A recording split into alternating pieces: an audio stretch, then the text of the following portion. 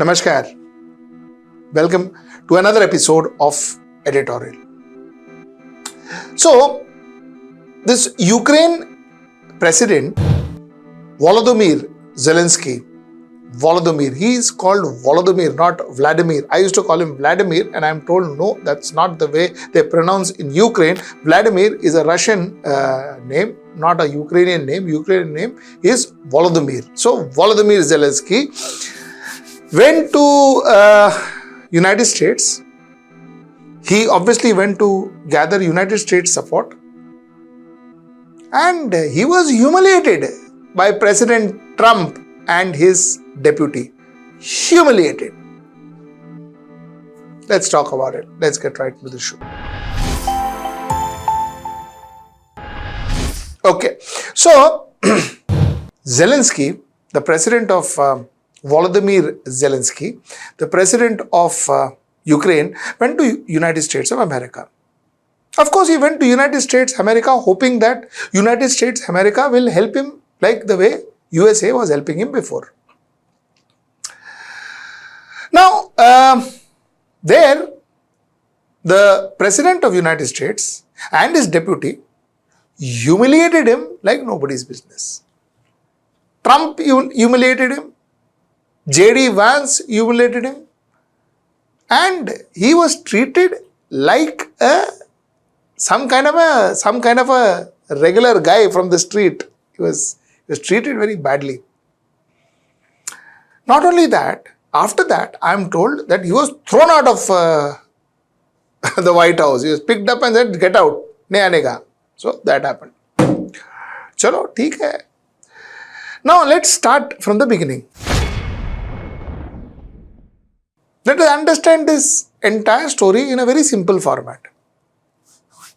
You see, it is predominantly United States and other European countries that actually pushed Ukraine and this man Zelensky into this war.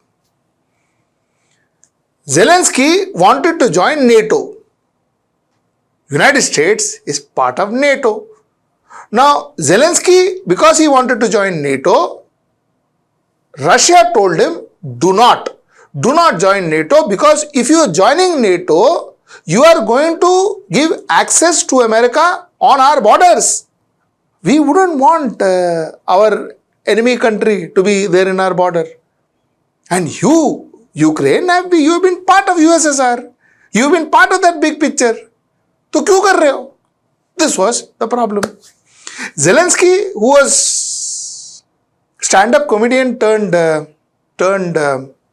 president, Zelensky said, "नहीं यार, आपने को NATO के साथ tie up करना है. I want to tie up with NATO. There is no question about it."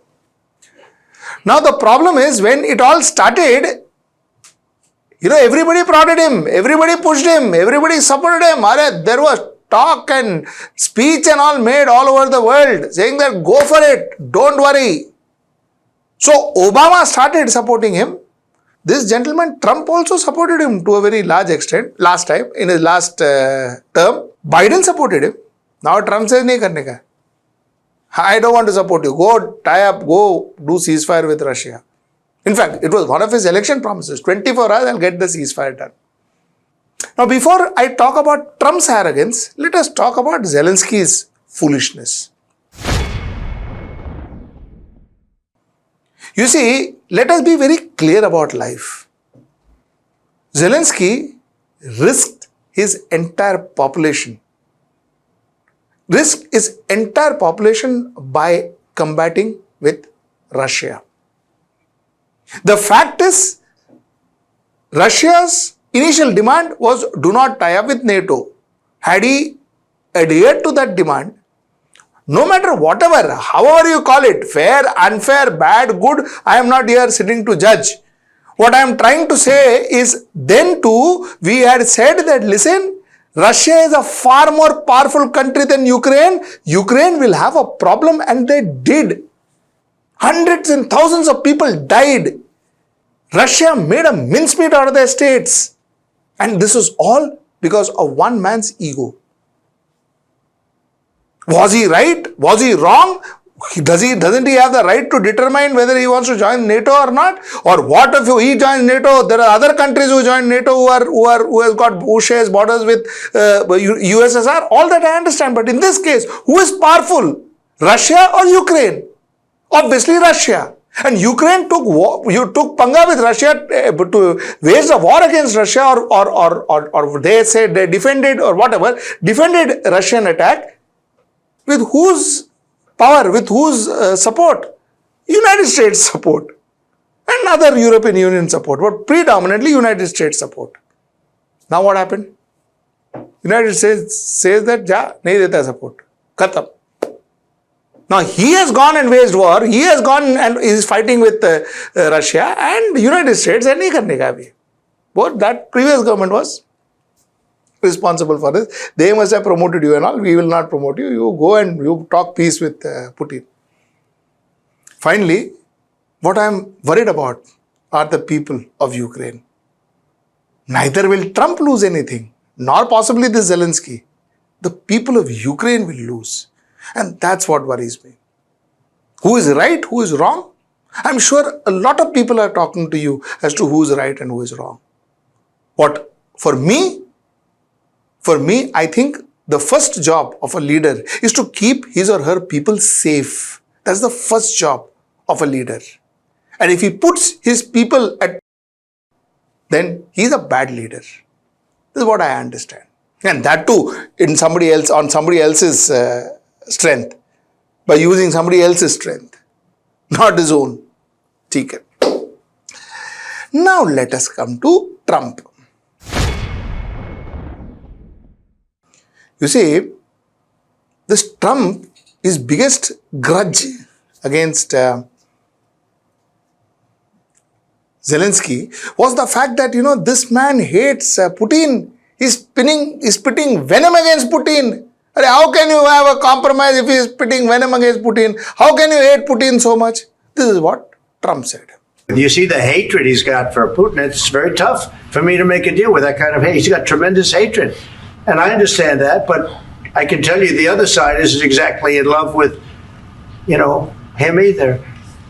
Now, if you notice, in this entire clip of whatever 4 minutes or 5 minutes, the amount of time that Trump and his deputy Vance has criticized Biden's administration is unbelievable. More than Zelensky talking about Putin, this man has spoken about his previous president. At least Zelensky is talking about his enemy country and the leader of his enemy country. So he's not going to say, he's a great man, he's a good man. He's not going to say that, obviously. We'll say until we came along, the Biden administration didn't speak to Russia whatsoever. They didn't speak to anybody. They just allowed this to continue. And I will say that, I'll say in front of you, you've heard me say it 1,000 times, if I were president, this war would have never happened. We would have had a deal negotiated for you without having to go through what you've gone through. That wasn't with me. For you what, that wasn't with me. That was with a guy named Biden, who was not a smart person. That was with Obama. It was your president. Excuse me. That was with Obama, who gave you sheets, and I gave you javelins. Yes. I gave you the javelins to take out all those tanks. Obama gave you sheets. In fact, the statement is Obama gave sheets and Trump gave javelins. But here, this man, Mr. Donald Trump, he's speaking about his own past president. His own president, and this is the way he talks about his president. Now, pray tell me that who was spitting venom against whom? One thing was sure, because it was United States, because it was Washington, and of course it is America. Trump could prevail and humiliate Zelensky, whereas Zelensky didn't have that kind of wherewithal and couldn't. He had to keep quiet and suffer the humiliation and possibly then get thrown out. This is what happened. Now, my editorial is not really upon what happened yesterday. I'm sure, like I told you, you must have seen a lot of those editorials. My editorial is about, can America actually afford to just take panga with everybody? Everybody, you mess with me, I'll increase your tariff. You mess with me, I will bomb you. You mess with me, I'll do that. You mess with me. Can they take panga with the whole world? And what happens if they make the world their enemy? You know, before I get into that, I want to tell you a story. Acha story hai. The story is like this, that there was a king. The king was a fair king, good king, and old king. He was on his deathbed. And he was a very sad and worried man. You know why he was sad and worried man? Because he knew his son was a evil, was a foolish leader, a foolish king. He knew that his son would turn into a foolish king. And more importantly, an evil king. That worried him. So on his deathbed, he called his son and he said, listen son, you are going to be the king. You are my only son. Now what happens is, if you are going to be the king, then you need to be fair with people. Be fair with people. Give people a chance. You think for their welfare. So the son told the old king, he says, listen, dude, die fast. Khatam karo yaar. You messed up this kingdom. Let me take over and I will clean everything up because you are very weak. You are a weak king. I will be a strong king and an efficient king. Okay, the old king died and our man took over. When our man took over, he says, listen, you know what, I am the new king. No. Okay, first. Now, if I want to capture more area, more place, more countries, more kingdom, what do? I should have a strong chariot. Let us see if my kingdom has strong chariot. He went for a chariot check. He found out a couple of chariots, they are not right or whatever. They were not fast enough. So he called, who is the chariot head? Who designs chariot here? This man. He called him here, cut his head off and said, Khatam. Story over. Then he went to the stable, he looked at the horses, he said, if I want to again be more powerful, I need better horses.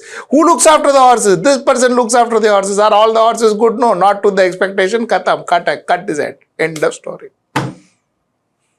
This started with everything.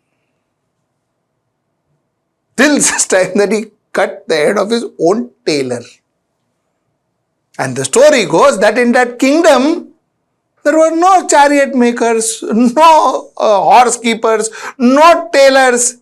So finally, the king had to roam naked because there was nobody to stitch his clothes. Because he didn't correct. He eliminated the mistakes. He eliminated people. He eliminated the source. He didn't try to correct the source so that it can be corrected and used. Why is this story relevant? Because I will tell you, the story is relevant is because somewhere down the line, America and Trump is doing something similar to my mind. You see, what Trump is doing is Trump's answer to anything is a threat. Trump's answer to anything is a threat. If you put tariff on us, we will reciprocate with the same tariff. You are a rich country, Baba. That other country is a poor country. If you dump your products in that poor country at a lower tariff, that country will never be able to produce. Their production will go kaput. Have a heart. Have a heart. But no. No. He said nothing. I don't care whether you're a poor country, whether your country suffers, whether your people make money, whether you produce. I don't care. I care only about myself. I care only about my country. I care only about my money. I care only about my profits. So, from a selfish perspective, it is a very good thing. Chika is thinking for his country, but is that fair? Especially when Providence has made you the richest country in the world. Providence has made you this. So, other than uplifting other country, finish it off. So, you don't do this, I'll put tariff on you. You don't do this, I will wage a war against you. You don't do this, I will show you what I can do. and you don't listen to me and act exactly the way I do, then I will call you in my presidential house and humiliate you in front of the world. That humiliation happened in front of media because he wanted to humiliate him in front of the media. It is not me who's saying it. He said it, that I want this to happen in front of the media so that president of another country, not that I like Zelensky, but the president is president of another country. This president of another country was humiliated in front of press. And of course, the reaction was not very good. The reaction was not very good. French President Macron, he said, we must respect those who have been fighting since the beginning. I think we are all right to help Ukraine and sanction Russia 3 years ago and to continue to do so. We, that is United States of America and Europeans, the Canadians, the Japanese and many others. So he said, listen, we will continue to support Ukraine. The Spanish Prime Minister said, Ukraine, Spain stands for you. Spanish Prime Minister said, dear Zelensky, dear Ukraine friends, you are not alone. This is what the Polish Prime Minister said. The Norwegian Prime Minister said that we stand by Ukraine in their fair struggle for a just and lasting peace. Swedish Prime Minister says that Sweden stands with Ukraine. You are not only fighting for your freedom, but also for all of Europe. So, a lot of Europeans, they supported Ukraine. They supported Ukraine and they spoke openly for Ukraine.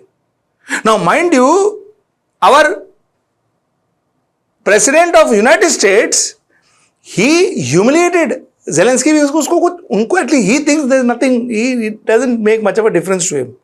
But you see, Europe, this makes a difference. Because mind you, all of this is happening in and around Europe. So if it's happening in and around Europe, it is definitely going to make a difference to Europe. And European Union and people and countries in Europe take this a little beyond just a Russia-Ukraine war, which will possibly tomorrow threaten their own country.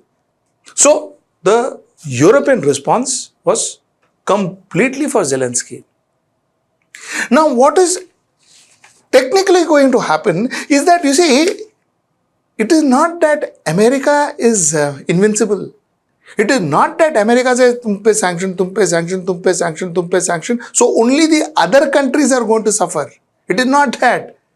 America may suffer as much as what other countries suffer. For instance, you see, French exports 45.2 billion to America. 45.2 billion, but imports 51.8 billion from America.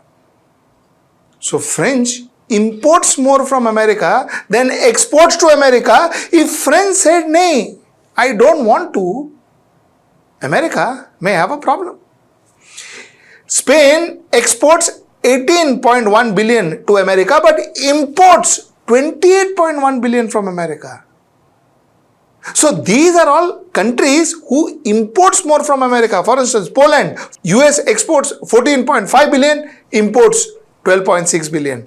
Sweden exports around 8.63 billion and imports around 9.74 billion. So if all the countries, all the European countries, tomorrow Asian countries, day after tomorrow, the rest of the world decides that, ठीक है, sanction दे देना, नहीं करने का business.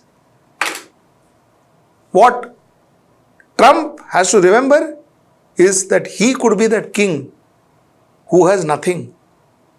Because everybody stopped cooperating with him. Everybody stopped selling things to him. Everybody stopped coming in front of him and bending.